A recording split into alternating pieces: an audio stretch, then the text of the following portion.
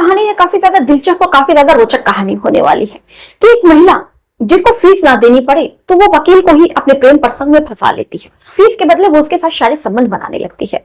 और दोस्तों इसका खुलासा तब होता है कि जो वकील था बिल्कुल कंगाल हो जाता है, यानी कि उस महिला ने उसको 3 लाख का चूना लगा दिया था। अब पुलिस वाले जब इसकी बात सुनते हैं तो उनके भी होश उड़ जाते हैं कि कैसे एक महिला के वकील को ही चूना लगा जाती है। तो दोस्तों आज की जो कहानी है काफी ज्यादा रोचक कहानी है कि तो दोस्तों इस कहानी को पूरा जानने के लिए वीडियो को पूरा देखिए। आदाब श्रुतिका नमस्कार, हाजिर में फिर एक बार आप लोगों के साथ। इस घटना का जिक्र करूं दोस्तों इससे पहले आप लोगों से एक छोटी सी गुजारिश है कि चैनल पर नए हो तो दोस्तों चैनल को सब्सक्राइब कर लिया करो, वीडियो को लाइक कर दिया करो। आपकी कोई भी राय हो सुझाव हो तो दोस्तों तो कमेंट में करके जरूर बताया करो। और दोस्तों वीडियो आपको कैसी लगती है ये भी आप जरूर बताया करो। कोई भी राय हो सुझाव हो तो आप दिया जरूर करो। तो चलो फिर इस कहानी की शुरुआत करते हैं। दोस्तों एक वकील जो इलाहाबाद के हाईकोर्ट में वकालत कर रहा था जिसका नाम होता है एडवोकेट भानु प्रताप सिंह। भानु प्रताप सिंह इलाहाबाद के ही मूल निवासी थे और जिनकी उम्र थी 45 साल की। और भानु प्रताप की शादी जो थी वो रमा देवी से होती है और भानु प्रताप के 2 छोटे छोटे बच्चे थे। भानु प्रताप का एक जो बड़ा बेटा था जो 10 साल का था और वो कक्षा 7 में पढ़ रहा था। एक बच्ची थी 3 साल की जिसका नाम श्रेया होता है। भानु प्रताप काफी ज्यादा नामचीन वकील थे तो पैसे की कोई कमी नहीं थी, घर परिवार उनका अच्छा चल रहा था। लेकिन दोस्तों कहते हैं ना कि कभी कभी जो आदमी होता है वो गलत संगत में पड़ जाता है जिसकी वजह से सब कुछ खत्म हो जाता है। ऐसा ही कुछ भानु प्रताप सिंह के साथ होता है। एक दिन एक महिला भानु प्रताप के पास आती है उसकी क्लाइंट बनकर। उसका नाम होता है रीना देवी। रीना देवी की 5 साल पहले शादी हुई थी और किसी कारणवश से उससे उसका पति का तलाक हो जाता है। और रीना देवी चाहती थी कि वो अपने पति से अपना गुजारा भत्ता ले, लेकिन जो उसका पति था वो अपनी पत्नी को गुजारा भत्ता देने के लिए तैयार नहीं था। इसी कारण से जो रीना देवी थी वो काफी ज्यादा परेशान रहती थी और रीना देवी को अपने पति की प्रॉपर्टी में हिस्सा भी चाहिए था। लेकिन जो रीना देवी का पति था वो अपनी पत्नी को प्रॉपर्टी में हिस्सा देने से इनकार कर देता है और कहता है कि तुम्हें जो भी करना है तुम कर लो। तो रीना देवी जो होती है वो कहती है कि ठीक है मैं कोर्ट से लड़के लूंगी। तो रीना देवी का जो पति था वो कहता है कि ठीक है अगर तुम कोर्ट से लड़के ले सकती हो तो जाओ तुम कोर्ट से लड़ो। उसके बाद से जो रीना देवी होती है वो हाईकोर्ट के एक वकील के पास पहुंचती है जिनका नाम भानु प्रताप सिंह होता है, जिसकी उम्र मैंने बताया कि 45 साल की होती है। भानु प्रताप से पहले से शादीशुदा थे, उनके 2 बच्चे होते हैं। रीना देवी भानु प्रताप से मिलती हैं और अपना केस बताती हैं। भानु प्रताप कहते हैं कि ठीक है मैडम आप परेशान मत होइए, हम आपके पति से आपको गुजारा भत्ता भी दिलाएंगे। और वो उस महिला को अपनी फीस बताते हैं। भानु प्रताप काफी ज्यादा अच्छे वकील थे तो उनकी फीस भी थी वो ज्यादा थी। अब वो जो महिला है अपना केस भानु प्रताप को दे देती है और उसके बाद से वो अपने घर चली आती है। पहली बार में उसने जो फीस दी थी भानु प्रताप ने उससे पहली बार में 2000 रुपए केस का लिया। अब महिला जो थी हर हफ्ते वो कोर्ट जाती और जब भी हर हफ्ते जाती तारीख पे तो महिला को कुछ ना कुछ पैसे देने पड़ते और महिला जब भी जाती तो 1000 1500 वकील उससे ले लिया करता। अब कहीं ना कहीं रीना देवी थोड़ा सा परेशान थी क्योंकि पहले तो उनका पति नहीं था, ऊपर से केस लड़ने के लिए उनको 2000 रुपए लगते थे। अब रीना देवी के दिमाग में एक तरकीब आती है। रीना देवी सोचती है कि क्यों ना मैं इस वकील को ही पटा लूं, मुझे इसको फीस भी नहीं देनी पड़ेगी। अब रीना देवी जब भी कोर्ट जाती तो बहुत अच्छे अच्छे कपड़े पहन कर जाती, मेकअप करके जाती और उसके बाद से वो उस वकील को रिझाने की कोशिश करती। लेकिन पहले तो जो वकील था वो ये सब समझ नहीं पाता है और रीना के ऊपर ध्यान नहीं देता है। अब रीना के ऊपर जब भी वकील ध्यान नहीं देता तो रीना जो है अजीब अजीब हरकतें करती। कभी अपना साड़ी का पल्लू नीचे गिरा देती, कभी थोड़ी सी छाती उसको दिखा दिया करती। जब ये सब करने की कोशिश में लगी है तो महिला जो एक आदमी है उसका जो ईमान है वो कैसे न डोले। ऐसा ही कुछ भानु प्रताप सिंह के साथ होता है।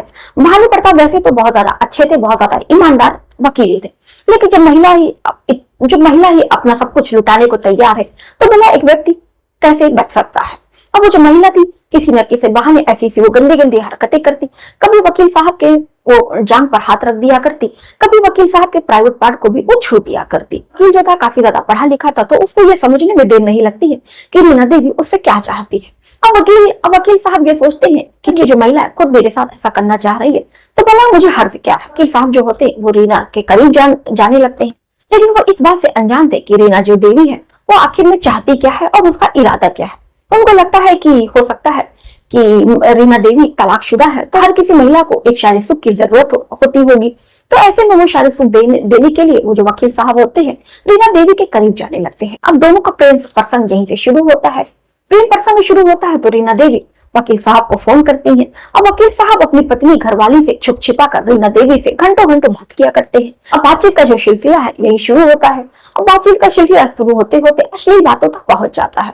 अब रीना देवी वकील साहब से गंदी गंदी अश्लील बातें करती और यही तक दोस्तों नहीं, उनकी वो व्हाट्सएप पर उनको गंदी गंदी फोटोज भेजा करती, गंदी गंदी वीडियोस भेजा करते। अब वकील साहब भी भला पीछे रहने वाले क्यों थे। अब वकील साहब भी उस महिला को और गंदी गंदी फोटोज भेजते, गंदी गंदी वीडियोस भेजते, उससे वो अश्लील बातें करते। इधर वकील साहब को भी बहुत ज्यादा मजा मिलने लगा था और इसी बात का कहीं ना कहीं रीना देवी इंतजार कर रही थी कि मुर्गा कब जो है हलाल होने को तैयार है।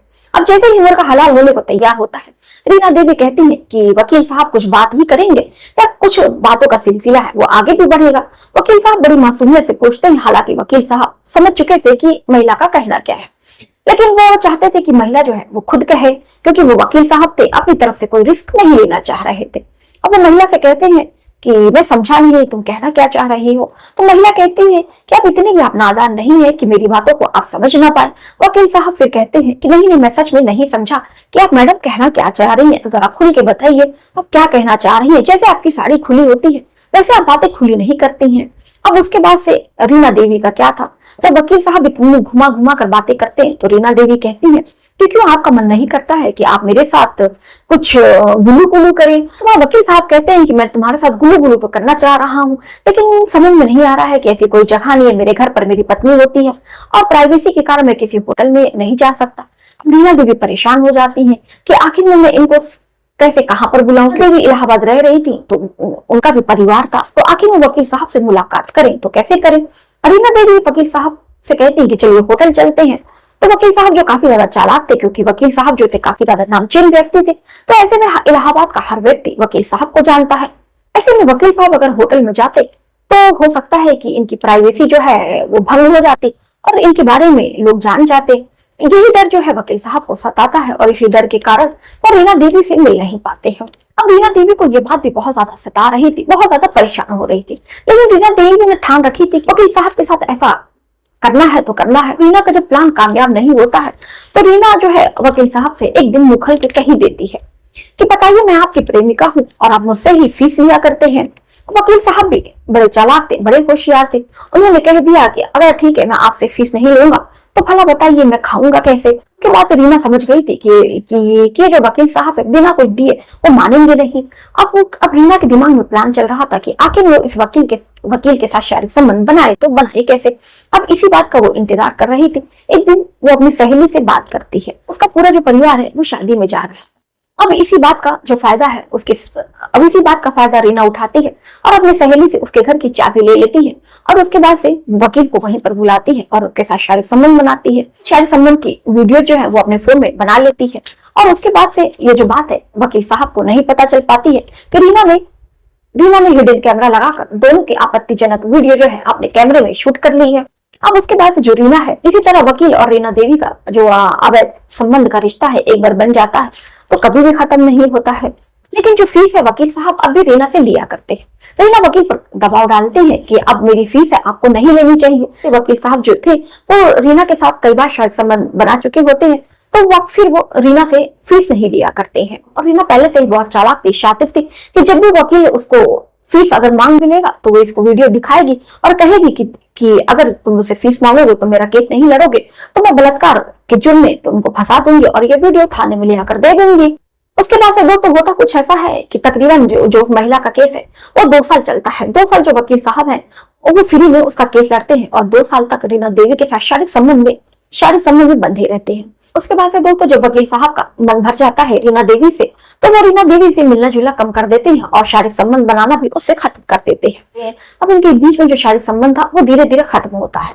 अब जैसे इनके बीच में ये रिश्ता खत्म होता है तो दूसरी तरफ जो वकील साहब होते हैं रीना से फीस मांगने लगते हैं कि रीना कि देखो मैंने तुम्हारा 2 साल तक तुम्हारी मदद की, 2 साल तक तुम्हारा केस लड़ा, फ्री में लड़ा, लेकिन जो रीना तुम्हारा जो केस है कम से कम इसका फुला होने में 5 से 10 साल लग जाएंगे।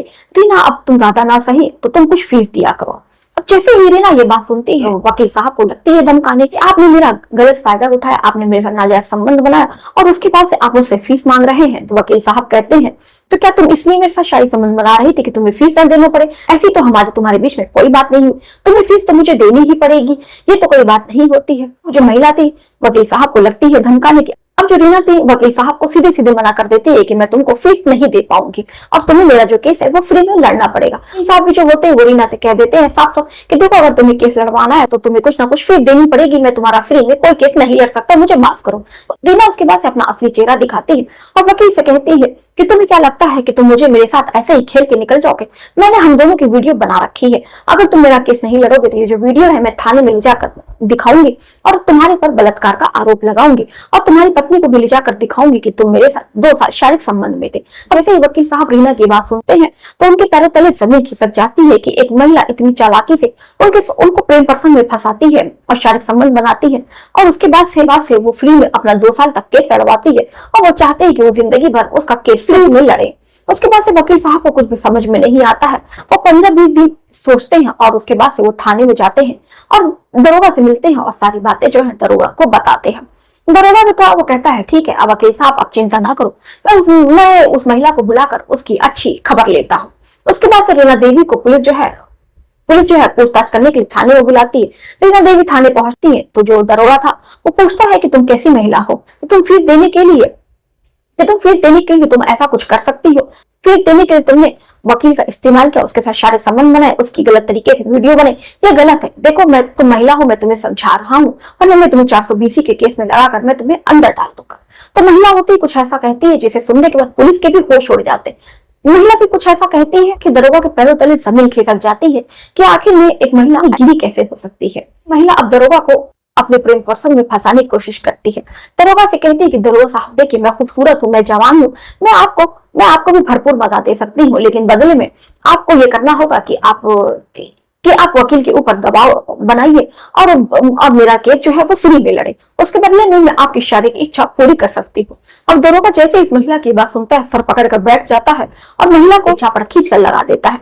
जैसे ही महिला को वो दरोगा इच्छा पर खींच के लगाता है तो महिला काफी ज्यादा चिल्लाने लगती है, पूरा थाने में शोर मचा देती है कि तुमने कैसे एक महिला के ऊपर हाथ उठाया, मैं तुम्हारी वर्दी उतरवा दूंगी, मैं तुमको सस्पेंड करवा दूंगी। इतना हंगामा मचता है कि थाने में भीड़ जमा हो जाती है और उसके बाद से रिपोर्टर भी वहां पहुंच जाते हैं।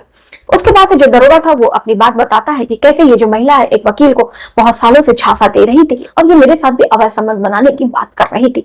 ऐसे में मुझे गुस्सा आया और मैंने महिला के ऊपर हाथ उठा दिया।